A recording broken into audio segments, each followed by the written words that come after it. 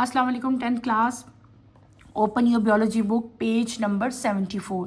हमने अपना topic start किया हुआ था ए सेक्सुअल रिप्रोडक्शन। उसमें मैंने आपको बहुत सारे मैंने कहा था मेथड्स हैं और हम लोग काफ़ी सारे मेथड जो है वो पढ़ाए हैं। अभी जो हमने आज अगला अपना टॉपिक शुरू करना था, अगला जो मोड है वो कौन सा था, 2.5, यानी कि इससे पहले हम 4 जो है मोड्स हैं ए सेक्सुअल रिप्रोडक्शन के वो पढ़ाए हैं। आज जो हमने स्टार्ट करना है that is parthenogenesis. Parthenogenesis is also considered as a form of asexual reproduction. In it, an unfertilized egg, यहाँ पे हूँ बेटे मैं, ये an unfertilized egg develop into new offspring. Some fishes, frogs, and insects reproduce by mean of parthenogenesis. Similarly, queen honeybee lay egg in the cell of honeybee comb. Many eggs remain unfertilized and develop into haploid male by parthenogenesis. At the same time, some eggs are fertilized by male bees and these develop into diploid female, new queen and worker bees. इसको अपन underline कर लें। Parthenogenesis बेटे जो है ये भी एक mode है, मोड ऑफ रिप्रोडक्शन, लेकिन कौन सा, एसेक्सुअल।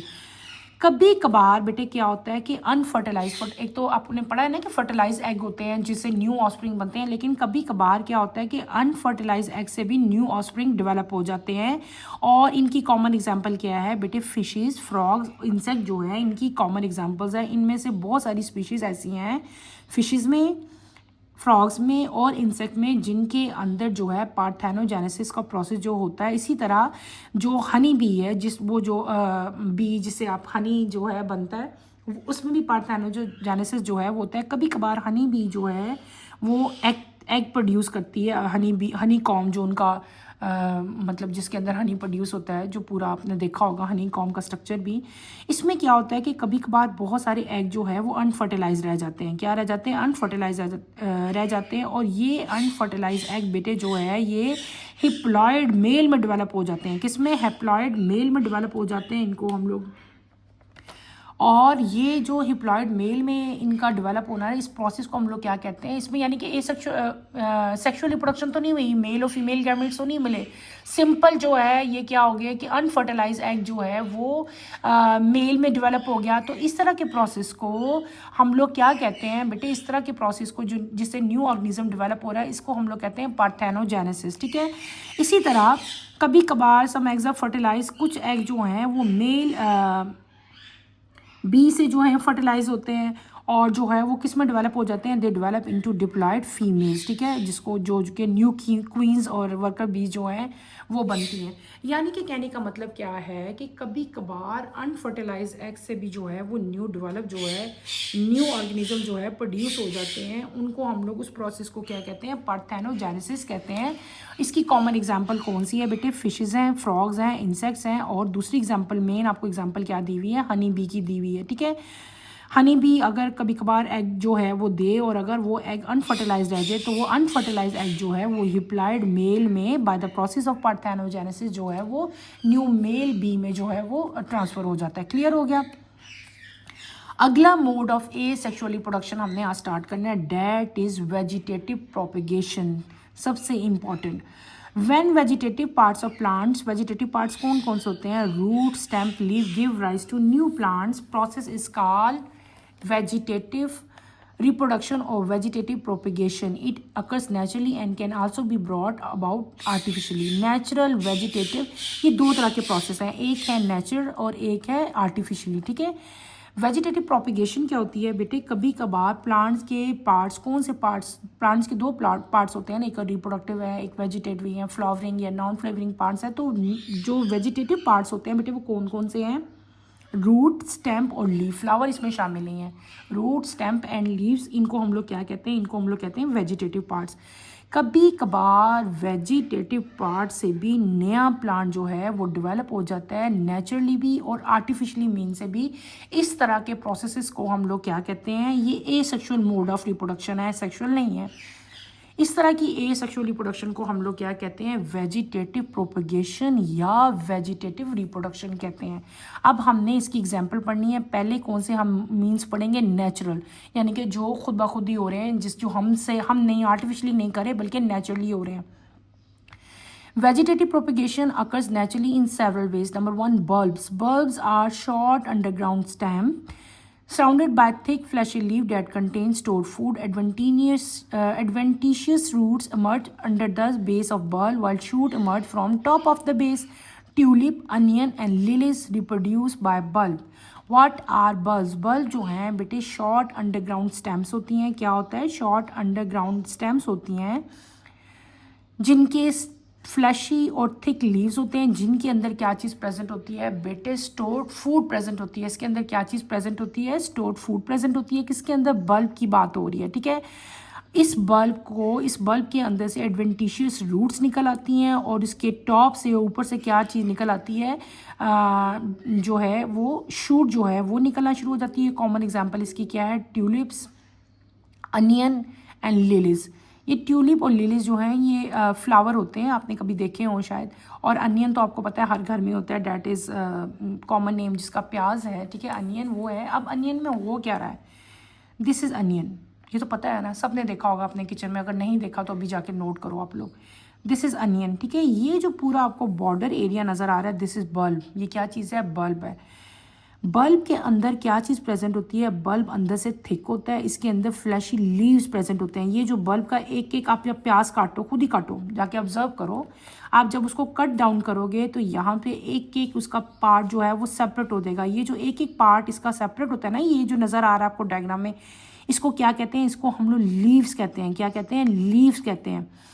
और इसके अंदर होता क्या है? इसके अंदर बेटे फूड होती है. कौन सी फूड? स्टोर्ड फूड है. ठीक है, इसको हम बल्ब कहते हैं. अगर इसको आप मिट्टी में लगा दो ना भी लगाओ, ये चाहे बाहर ही पड़ा रहे, और कंडीशन आपकी जो है, जब स्पेशली जब आपकी विंटर आते हैं, विंटर ख़त्म हो रही होती है, तब इसकी जर्मिनेशन जो है वो ज़्यादा स्टार्ट होती है. ये ऐसे भी पड़ा हो, चाहे आप इसको मिट्टी में ग्रो कर दो, तो यहाँ से नीचे से इसकी रूट्स ओरिजिनेट शुरू हो जाती हैं. ठीक है, ये जो रूट्स निकलती हैं इनको हम लोग क्या कहते हैं? एडवेंटिशियस रूट्स कहते हैं. और बल्ब के टॉप से ऊपर से जो है वो क्या निकलना शुरू हो जाते हैं बेटे? शूट निकलना शुरू हो जाती है और लीव्स निकलना शुरू हो जाते हैं. ये पूरा प्रोसेस जो नेचुरल वेजिटेटिव प्रोपिगेशन का प्रोसेस है, ये क्या है? ये है बल्ब. किस वे से हो रहा है? बल्ब से हो रहा है. कॉमन एग्जांपल इसकी मैंने आपको क्या बता दी? अनियन बता दी. ये पूरा बल्ब था, ये इसको काटा हुआ था. ठीक है, क्लियर है. फिर आपका अगला आता है corms. Corms are short swollen underground stem containing stored food. Buds are present at the top of the comb. From a bud shoot grows and form a new plant. The sheen and garlic reproduce by combs. Garlic ये दो इसकी examples हैं. ठीक है, the शीन और garlic. Garlic तो सबको ही पता होगा मेरे ख्याल से, वो तो हर घर में ही होता है ना बेटे. तो इसको हम लोग जो है गार्लिक, और ये आपकी बुक में यहाँ पे ये इसकी बनी हुई है कॉम की एग्जांपल. सिंपल बेटे, अगर आप लोग देखो कॉम्स में क्या होता है कि ये शॉर्ट स्वॉलन अंडरग्राउंड स्टेम्स हैं. ये ज़मीन के अंदर होती हैं. ठीक है, बाहर इस तरह इसके स्टेम्स लगे होते हैं. जिस तरह आप समझ लो आपका जो है ये अदरक तो हर घर में, जिंजर जो होता है, जिंजर है, जिस तरह इसी तरह का ये है.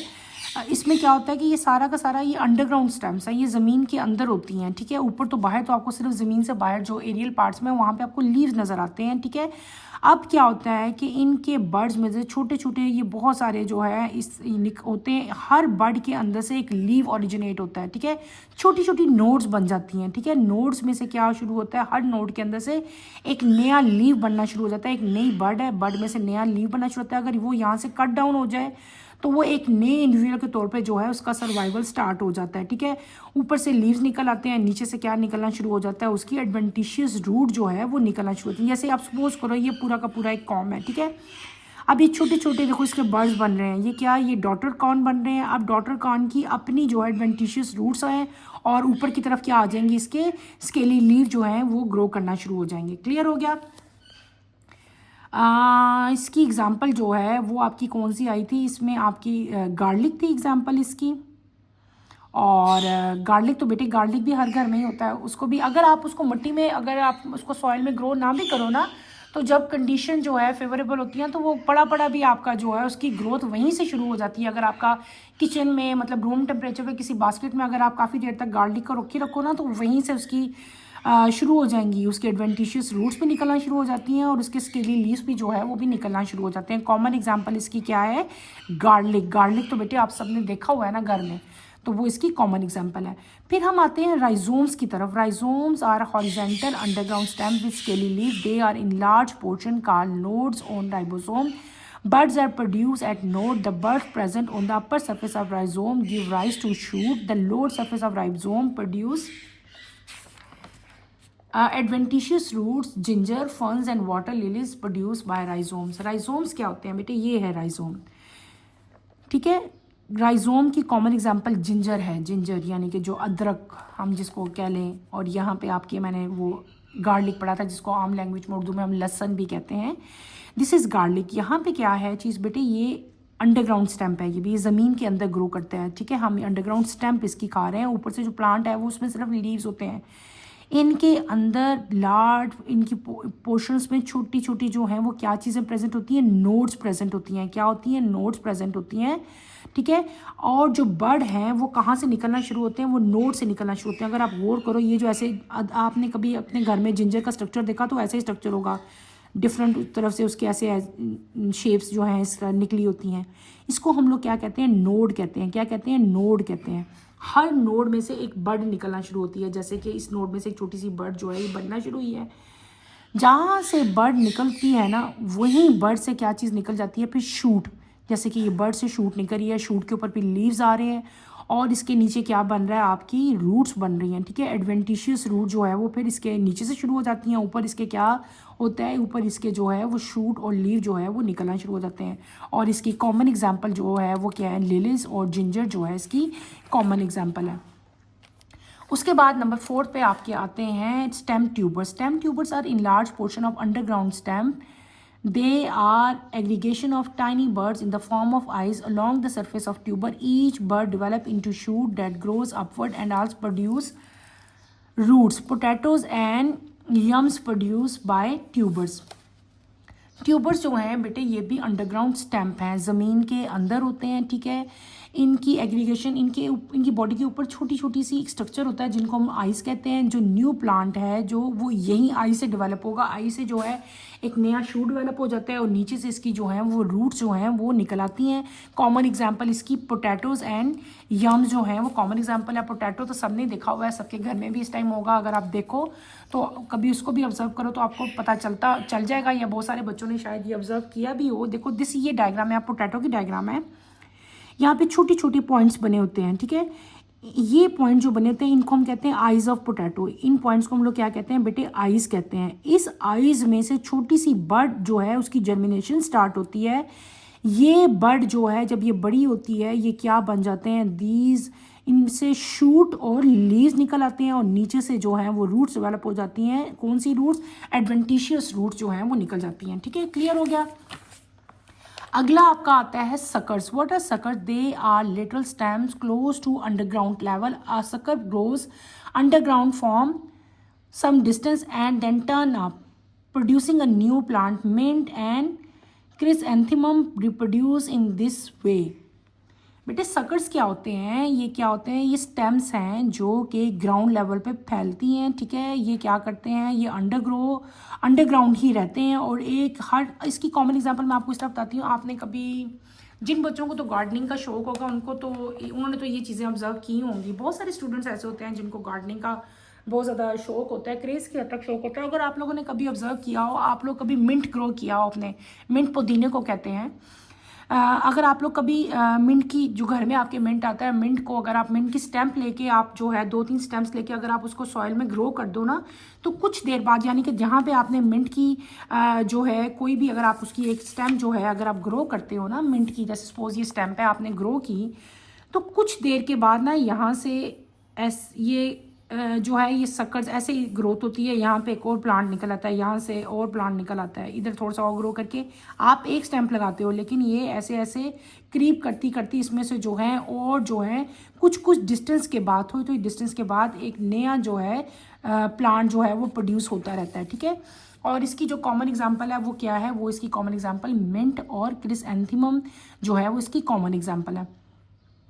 अगला आपका जो आता है लास्ट, इसका जो मेथड है किसका? नेचुरल जो वेजिटेटिव प्रोपेगेशन थी उसकी हम पढ़े थे। Vegetative propagation by leave is not common and is seen in plant such as bryophyllum, पत्थर चट। This plant has fleshy leaves and adventitious birds are present at the margin of leaves. When leaves falls on the ground, the bird grow into new leaves. अभी तक तो जितनी हम पढ़ते आ रहे हैं ना, हमने पढ़ा स्टेम ट्यूबर्स जो है हमने ज़्यादा पढ़े। अंडरग्राउंड स्टेम से हम लोग जो है वो पढ़ते आ रहे थे कि न्यू प्लांट जो है ओरिजिनेट हो रहा था। लेकिन कभी कभार कुछ प्लांट्स में जो नया प्लांट ओरिजिनेट होता है बेटे वो लीव से भी हो जाता है। इसकी कॉमन एग्जांपल एक प्लांट है जिसका साइंटिफिक नेम है ब्रायोफाइलम, ठीक है। कॉमन इसका नाम जो आम लैंग्वेजेस में घरों में बोला जाता है डैट इज़ पत्थर चट। पता नहीं अब आप लोगों ने देखा या नहीं देखा, बहरहाल मैंने देखा हुआ है, ठीक है। मैं बल्कि जब छोटी थी, जब आपके जितनी थी, हमारे घर में ये प्लांट था। इसका लीफ जहाँ पे बेटे सॉइल में गिरता था ना, तो इसके लीव से ही छोटे छोटे प्लांट निकल आना शुरू होते थे। तो मैं तो एक दो दफ़ा जब मुझे ये फिनोमेना पता चला तो मैंने तो उस प्लांट के बाकायदा जो लीव्स है ना वो उतार के एक अलग पॉट में जो है सॉइल के अंदर ग्रो किए थे, और उस लीव्स में से जो है वो न्यू प्लांट निकलना शुरू हो गया था। बहुत कॉमन प्लांट है। अगर आपका दिल कर रहा है और अगर आपको गार्डनिंग का शौक भी है तो आप नर्सरी से ये पत्थर चट का प्लांट ला के जो है इसको आप खुद जो है ऑब्जर्व कर सकते हो, खुद ग्रो करो, मज़ा आएगा आप लोगों को, और आप लोगों को समझ भी आएगी कि आपने जो पढ़ा है वो क्या चीज़ है। इसके सिर्फ अगर आप एक लीफ को प्लग करके सॉइल में ग्रो करोगे तो लीफ ही से जो है वो न्यू प्लांट, लीफ की दोनों सर्फेसेस आपने सॉइल के अंदर नहीं करनी, सिर्फ एक साइड जो है, जैसे सपोज ये वाली साइड है ना, ये सिर्फ सॉइल के अंदर करनी है, हाफ लीफ आपने बाहर रहने देना है। तो उसमें से जो है वो न्यू प्लांट जो है वो निकलना शुरू हो जाते हैं। ये ज़रूरी नहीं है कि आप ही सॉइल में ग्रो करो, ये खुद ब खुद ही अगर बाहर खुली जगह पे, बाहर मतलब कोई लॉन है, आपका खुला ग्राउंड है, तो आपको पता है लीफ तो गिर जाते हैं प्लांट्स के, तो ये खुद ब खुद ही जब सॉइल में गिरते हैं लीफ तो ये खुद ही जो है नया इसके अंदर से प्लांट जो है वो निकलना शुरू हो जाता है। और इस तरह इन प्लांट्स का भी जो नंबर है वो इंक्रीज होता रहता है, ठीक है। बर्ड बनती है, छोटा सा बर्ड बनेगा और बर्ड से जो है वो नया प्लांट बनना शुरू होता है। यहाँ पे बर्ड बनी, फिर इससे भी नया प्लांट, यानी कि एक ही लीफ से कितनी ज़्यादा बर्ड्स बेटे निकलेंगी और वो सारी की सारी जो है वो न्यू प्लांट्स में डेवलप हो जाएंगी। कॉमन एग्जांपल इसकी जो है पत्थर चट है। हमने आज के टॉपिक में क्या चीज़ पढ़ी, हमने पढ़ा वेजिटेटिव प्रोपेगेशन जो है, मैंने ये पढ़ाया है। वेजिटेटिव प्रोपेगेशन में बहुत सारे मीन्स थे, एक नेचुरल थे और एक कौन से थे, आर्टिफिशियल थे। हमने आज जो सारे के सारे ख़त्म किए हैं, जो सारे पढ़े हैं वो कौन से पढ़े हैं, हमने वेजिटेटिव पढ़े हैं। वेजिटेटिव में हमने क्या क्या पढ़ लिया, पहले हमने बल्ब्स पढ़े, बल्ब में हमने कॉमन एग्जांपल अनियन की ली, फिर हमने कॉम्स पढ़े, कॉम्स के कॉमन एग्जांपल हमने गार्लिक की मैंने आपको दी क्योंकि आप लोग सारे गार्लिक से फेमिलियर हैं। फिर हमने पढ़ा राइजोम एक कॉमन एग्जांपल मैंने आपको जिंजर की दे के समझाया क्योंकि जिंजर भी जो है सब बच्चों ने देखा हुआ है। उसके बाद हमने पढ़े स्टेम ट्यूबर्स में कॉमन एग्जांपल आपको पोटैटो की दे के मैंने जो है वो समझाया।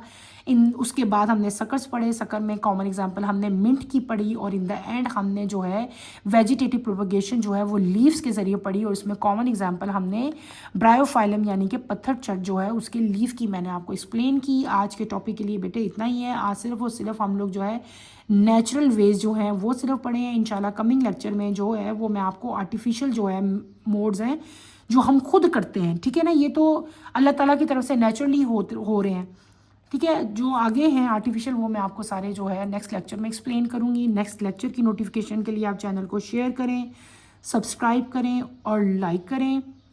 आज के लिए इतना ही बहुत है। अल्लाह हाफिज़ स्टूडेंट्स।